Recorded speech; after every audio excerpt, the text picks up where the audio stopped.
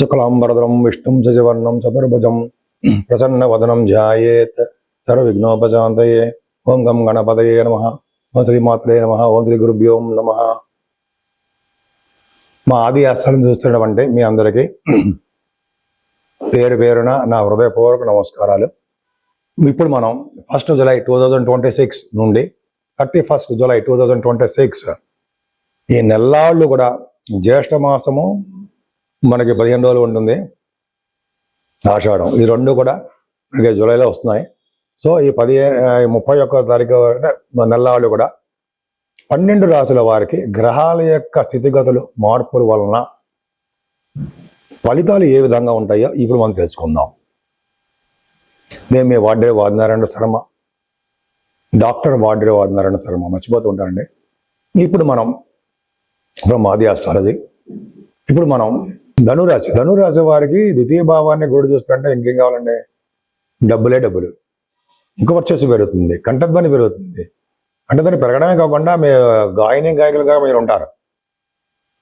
విదేశాల్లో ప్రోగ్రామ్స్ ఇవ్వడానికి కూడా అవకాశాలు మీకు ఉంటాయి. బ్రహ్మాండంగా ఉంది.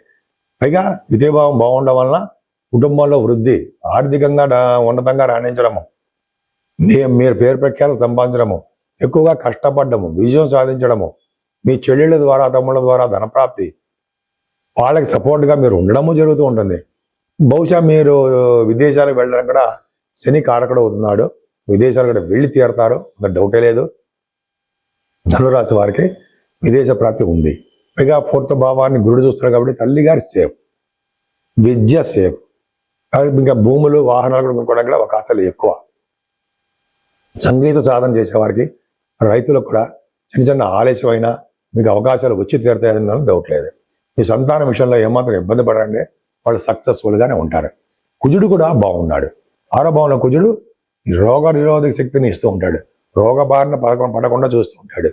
దీర్ఘకాలిక రోగాల నుంచి విముక్తి కలిగిస్తూ ఉంటాడు. అలాగే మేనమామలు బాగుండేది చేస్తూ ఉంటాడు. కుజుడు బ్రహ్మాండంగా ఉంటుంది.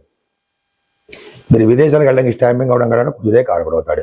సప్తమంలో రఘుబుధులు అంటే ఒక విధంగా మీరు కోరుకున్న సంబంధాలు రావడము, నచ్చిన వరుడు నచ్చిన వధువు దొరకడానికి అవకాశాలు ఉన్నాయి.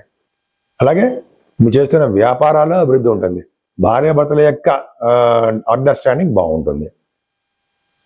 ఊహించని లాభాలు, ఊహించినటువంటి అంటే కోర్టు కేసులు అంటారు, సక్సెస్ అవ్వడాలు ఇవన్నీ ఉంటాయి.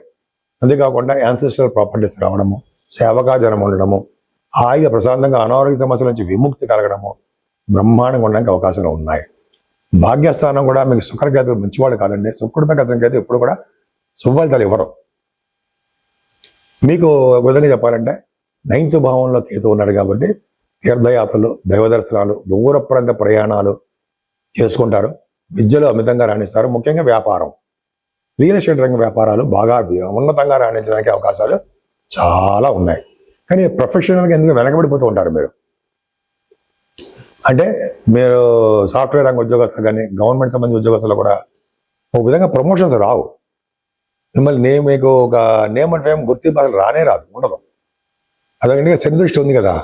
కొంతమంది ఉద్యోగాలే భద్రంగా ఉండవురా బాబు, ఉద్యోగం సమస్య అన్నట్టుగా మీరు ఉంటారు. కొంతమంది ఉద్యోగాలు పోతే ఒక పట్టానికి ఉద్యోగాలు కూడా రావు.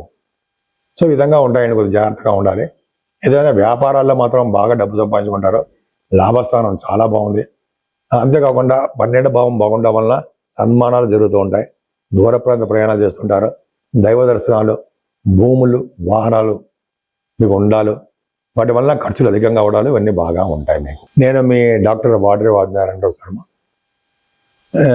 మీకు మీ జాతకాలు తెలుసుకోవాలనుకుంటే ప్రతిసారి చెప్పినట్టుగానే date of birth, time of birth, place of birth కావాలండి. ఖచ్చితంగా మనం రిజల్ట్స్ వచ్చేట్టుగా చేయొచ్చు.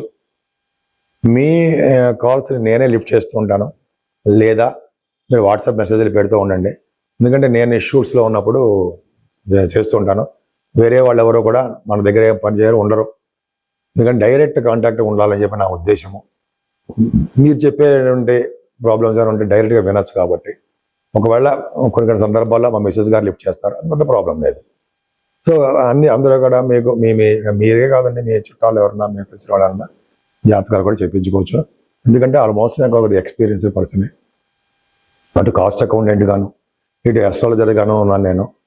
నువ్వు రెండింటిలోనూ కూడా 30 years ఆఫ్ ఎక్స్పీరియన్స్ పైన ఉంది. 34 సంవత్సరాలు అకౌంట్స్లోను, 36 సంవత్సరాలు దీంట్లోనూ ఉన్నాను. రెండిట్లో ఎలా ఉన్నామంటే నేను జాబ్ చేస్తున్నప్పుడే ఈ ఆస్ట్రాలజీ పాస్ అయిపోవడము, ఆస్ట్రాలజీ కొన్ని జాతకాలు చూస్తూ ఉండడం జరిగింది. సరే అది పక్క పెడదామని మళ్ళీ ఒకసారి వీడియో చెప్తాను.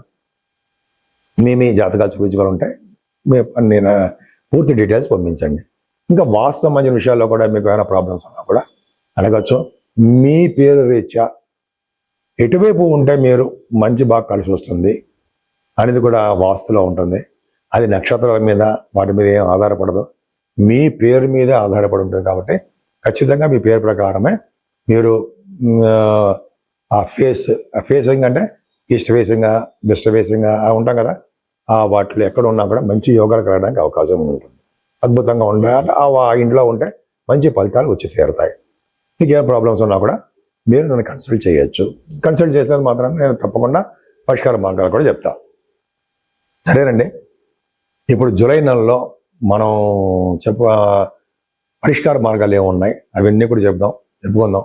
12 రాశుల వారికి ఏ పరిష్కార మార్గాలు చేసుకుంటే బాగుంటుంది, మనకున్నటువంటి బడ్జెట్లోనే, మనకున్నటువంటి దీంట్లోనే ఎలా చేస్తే బాగుంటుంది అని చెప్పుకుందాం. యాక్చువల్గా ఆల్మోస్ట్ 13, 14 తారీఖు వరకు కూడా జ్యేష్ఠ మాసం ఉంటుంది. తర్వాత ఆషాఢ మాసం వచ్చేస్తుందండి. సో ముఖ్యంగా 13వ తారీఖుని మాస శివరాత్రి, అది చాలా పవర్ఫుల్. శివుడిని ప్రదోషకాల వేళలో ఎవరైతే అభిషేకాలు చేయించుకుంటారో లేదా పూజిస్తారో వాళ్ళకి అంతులేని సంపదలు, అన్ని కోరికలు నెరవేరడాలు, ఎటువంటి ప్రాబ్లమ్స్ ఉన్నా, లా రిలేటెడ్ ప్రాబ్లమ్స్ కానీ, పెళ్లి సమస్యలు కానీ, ఉద్యోగ సమస్యలు కానీ ఖచ్చితంగా తీరిపోవడానికి అవకాశాలు చాలా ఉన్నాయి. ఇంకా 14వ తారీఖు మంగళవారం అమావాస్య. ఆ రోజు పితృదేవతలకు ఇష్టమైన రోజు అండి. సో తర్పణాలు అంటే పెద్దవాళ్ళు లేని వారందరూ కూడా తర్పణాలు చేస్తే పితృదేవత సంతోషించి మనకి సంతతిని కలిగేటట్టుగాను, మనకి ధనప్రాప్తి కలిగేటట్టుగాను, ఉన్నతంగా రాణించేట్టుగాను, ఎప్పుడు సుఖ సంతోషాలతో ఉండేట్టుగాను వాళ్ళు దీవిస్తారు. ప్రతి అమావాస్యకి కూడా గురువుగారు కూడా చెప్తుంటారు మనకి. అలాగే మనం కూడా ఏంటంటే కొంతమంది తల్లిదండ్రులు లేని వాళ్ళు ఇటువంటి కార్యక్రమాలు తర్పణాలు చేసుకుని ఉంటే చాలా మంచి భవిష్యత్తు ఉంటుంది. అంతేకాకుండా అమావాస్య పూట కూడా ఆంజనేయ స్వామి వారికి హోమాలు చేస్తూ ఉంటారు. అది హైదరాబాద్లో కూడా చేస్తుంటారండి. లేకపోతే అమ్మవారికి హోమాలు చేస్తుంటారు. ఎక్కడ హోమాలు చేసినా వదలద్దు మీరు. పైగా అమావాస్య పూట చేసే హోమాలు పరమ ఫలితాలు ఎక్కువ ఇస్తాయి, చాలా పవిత్రమైనవి. కాబట్టి మీరు ఎక్కడ హోమాలు చేసినా, అంటే హోమాలు అంటే చండీ హోమం చేస్తుంటాం కదా, అలా అటువంటి చేసిన ఆంజనేయ స్వామి వారికి హోమాలు చేస్తారు. మనకి యూసఫ్గూడలో ఆంజనేయ స్వామి కూడా ఉంది, అక్కడ కూడా చేస్తూ ఉంటారు. కేకేట్ హౌస్ దగ్గర బ్రహ్మాండంగా ఉంటుంది. అదొకటండి. తర్వాత ఇంకోటి ఏంటంటే అసలు మెయిన్ ఇంపార్టెంట్ 17వ తారీఖు దక్షిణాయనం. దక్షిణాయన పుణ్యకాలం అంటే ఏంటి? సూర్య భగవానుడు తన దిశని మార్చుకుంటాడు. అంటే దిశను మార్చుకోవడం అంటే కర్కాటక రాశిలో రవి ప్రవేశిస్తే దక్షిణాయన పుణ్యకాలం అని, మకర రాశిలో ప్రవేశిస్తే ఉత్తరాయణ పుణ్యకాలం అని అంటాం. అంటే ఉత్తరాయణం అంతా మొత్తం కూడా తిరిగి ఆయన కర్కాటక రాశిలోకి వచ్చేసాడు. సూర్య భగవానుడు 17వ తారీఖున వచ్చేస్తున్నాడు. అంటే అక్కడి నుంచి మనకి దక్షిణాయనం పెరుగుతూ ఉంటుంది. ఆ రోజు కనుక చేసే పూజలు, దానాలు, స్నానాలు ఇవన్నీ విశేషమైన సుఫలితాలు కలుగుతాయి అనడంలో సందేహం లేదు. ఖచ్చితంగా మంచి ఫలితాలు కలుగుతాయి. పైగా ఆ రాత్రి ఎక్కువను పగలు తక్కువగా మనకు ఉండే సమయాలుగా ఉంటాయి. సో ఇదొక చాలా ఇంపార్టెంట్ అండి. మనకి సూర్యభగవానుడు యొక్క ప్రభావం చాలా బాగుంటుంది. కర్కాటక రాశిలో కనుక సూర్యభగవానుడు ఉన్నాడంటే చేసే దానాలు, హోమాలు చాలా మంచి ఫలితాలు ఇస్తాయి. ఆ తర్వాత పౌర్ణమి కూడా వస్తుంది. పౌర్ణమి పూట చేసే ఫలితాలు, అమావాస్య పౌర్ణమి పూట అమ్మవారు పూజించడాలు అద్భుతమైన ఫలితాలు ఉంటాయి. ఏదేమైనా మీకు ఇష్టమైన దేవుడిని, శివుడి అభిషేకాలు, విష్ణుమూర్తి పూజలు, అమ్మవారి దర్శనాలు చేసుకోవడం వలన అన్ని శుభాలు కలగడానికి అవకాశాలు ఉన్నాయి. పైగా కాలసర్ప దోషం నుంచి తప్పించుకోవడానికి కూడా మనకి అవకాశాలు బాగుంటాయి. అందరికీ శుభాలు జరగడానికి అవకాశాలు ఉన్నాయి.